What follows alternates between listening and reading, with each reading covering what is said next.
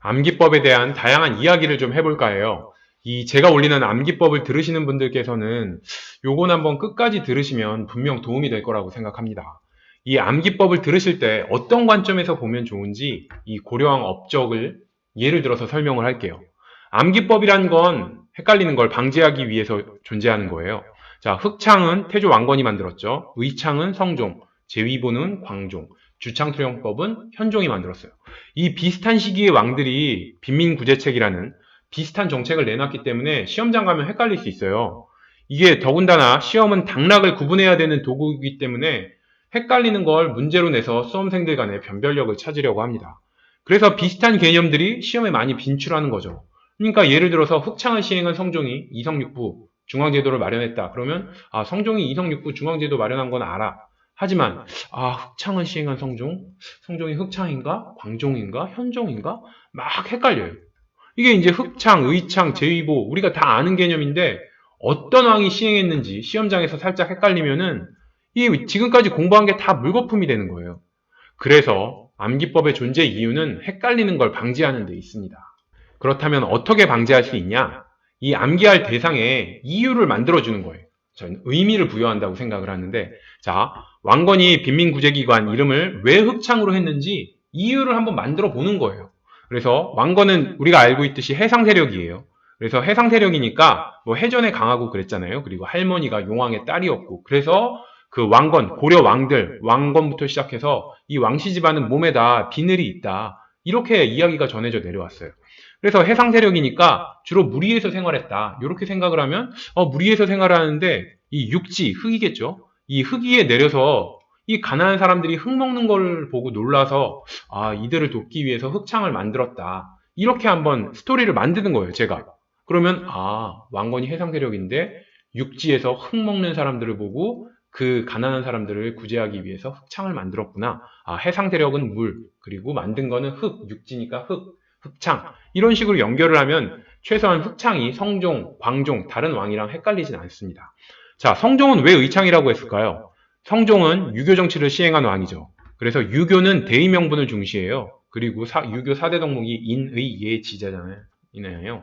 그래서 의를 강조해요. 유교는. 그러니까 유교 정치를 편 성종은 창고 이 빈민구제책으로 의창이라는 걸 설치를 하는 거죠.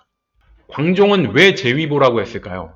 광종은 고려 왕 중에 유일하게 칭제 권한, 스스로 자기가 황제라고 칭한 왕이에요. 아주 그냥 광후한 자신감을 가진 왕이라고 할 수 있겠죠. 그래서 이 제위보의 제를 황제, 위를 위치라고 생각하시면 황제의 위치라는 뜻이잖아요. 제위보의 제위를 황제의 위치 이렇게 생각하시면 스스로를 황제라고 칭제 권한한 광종과 자연스럽게 연결이 되죠. 그래서 광종은 황제의 위치, 제위보 이런 식으로 연결을 하는 거예요. 이렇게 암기법이라는 건 이유를 만들어서 다시 말해서 의미를 부여를 해서 왕건이 흑창이라고 만든 이유, 성종이 의창이라고 한 이유 이렇게 의미를 부여를 하는 거예요. 그래서 암기 대상, 왕건은 흑창, 성종은 의창 이렇게 암기 대상과 연결을 하는 겁니다. 이게 만약에 79546 이 숫자를 오늘 외웠다고 해도 일주일 뒤 혹은 한 달 뒤면 이 숫자는 기억하기가 힘들어요. 왜 그러냐? 이 숫자에는 의미가 없기 때문이에요. 근데 천사 이런 숫자는 한 달 뒤에도 외울 수가 있어요. 왜? 천사에는 날개 달린 천사라는 의미가 있기 때문에 외울 수가 있는 거죠. 그래서 결국 단순 암기는 의미 없는 숫자 79546 이런 거 외우는 거랑 같은 거예요. 태조 의창, 성종 의창, 광종 제위보 같은 빈민구제기관이라고 해도 왕마다 이름을 달리한 건 딱히 이유가 없거든요, 실은. 그냥 단순 암기죠.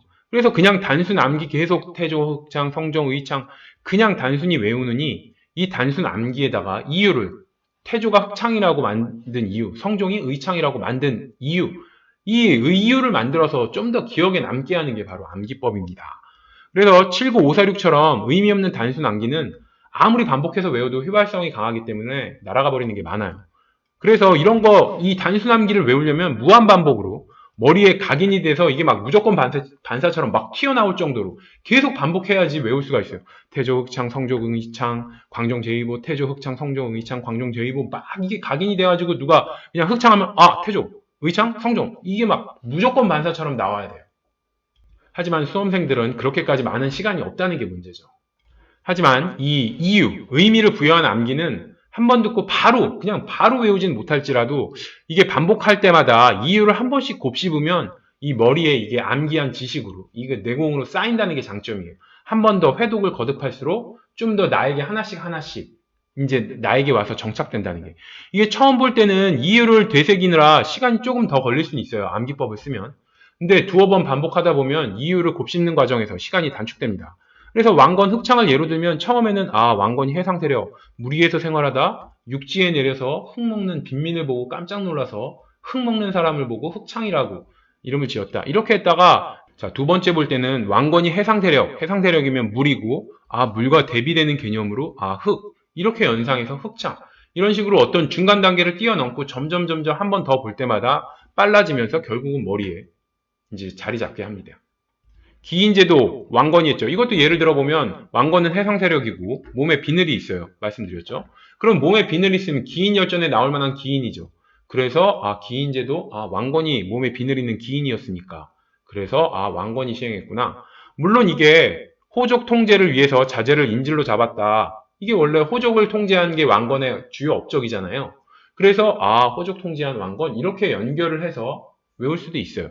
근데 이제 신라의 상수리 제도도 똑같이 지방 호족의 자제를 서울로 데리고 와서 인질로 잡은 거거든요. 그러니까 상수리 제도도 있고 기인 제도도 있고 비슷하게 인질을 잡는 제도이기 때문에 그 중에서 고려 왕건은 왕건이 시행한 건 기인 제도다. 이걸 외우기 위해서 해상 세력이고 몸에 비늘이 있다. 이런 특징을 하나 부여해서 이유를 만든 거예요. 왕건이 기인 제도를 만든 이유는 왕건이 기인이라서 이렇게 이유를 하나 부여를 함으로써 상수리 제도와 이제 구별을 하는 거죠. 그럼 암기를 위해서 이유를 만드는, 그러니까 의미를 부여하는 방법에 대해서 한번 이야기를 해볼게요. 첫 번째, 흐름을 파악해서 논리를 만들다. 이거는 이제 예를 들면 광종이 제위보를 설치했어요. 근데 이게 고리대로 변질하게 됐죠. 그러니까 광종의 라이벌, 성종 때는 뭘 시행해요? 자모정식법이라고. 이게 자가 아들 자고 어미모예요. 그래서 이게 이자란 얘기고 어미모가 원금이에요.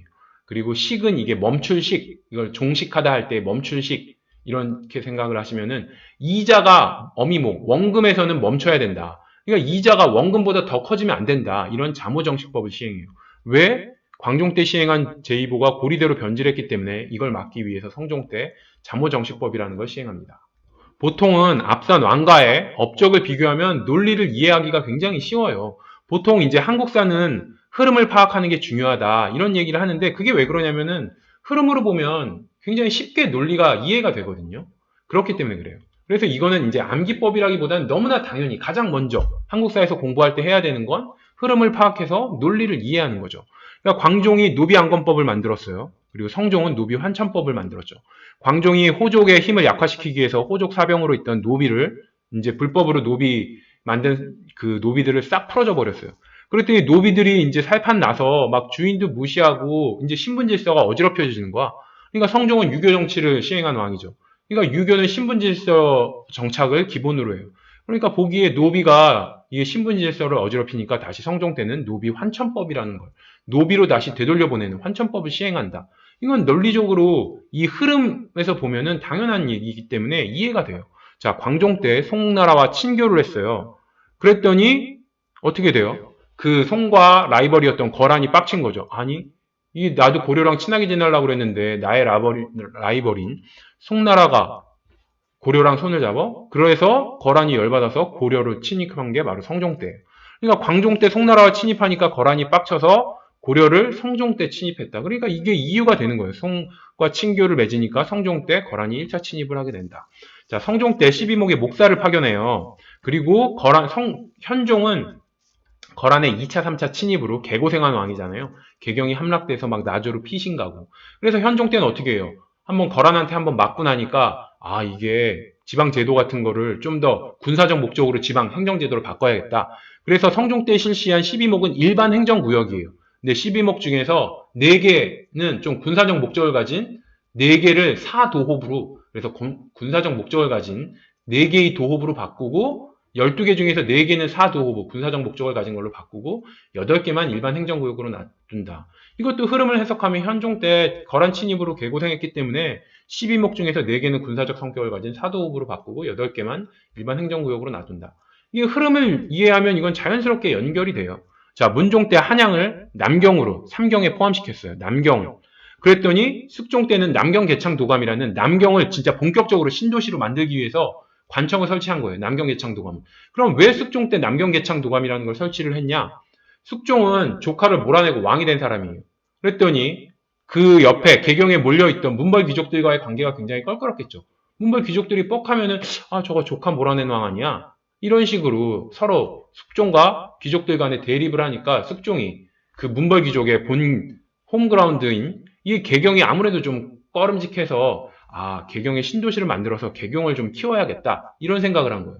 그래서 이제 문종 때는 한양을 남경으로 승격시켜서 삼경 중에 하나에 포함시켰다면 숙종 때가 되면은 이 남경을 본격적으로 신도시로 만들기 위해서 관청을 설치한 게 남경 개창도감입니다.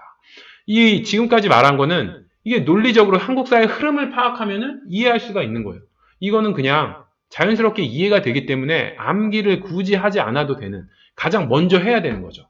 공부를 할 때. 마지막으로 예를 하나 더 들면 숙종 때 별무반을 편성을 해요. 그러니까 그의 아들은 예종 때는 어떻게 해요? 이 숙종 때 편성했던 별무반을 데리고 여진을 몰아낸 거예요. 전쟁에서. 그래서 동북 구성을 축조하더라. 이것도 흐름으로 파악하면 쉽게 이해가 되죠.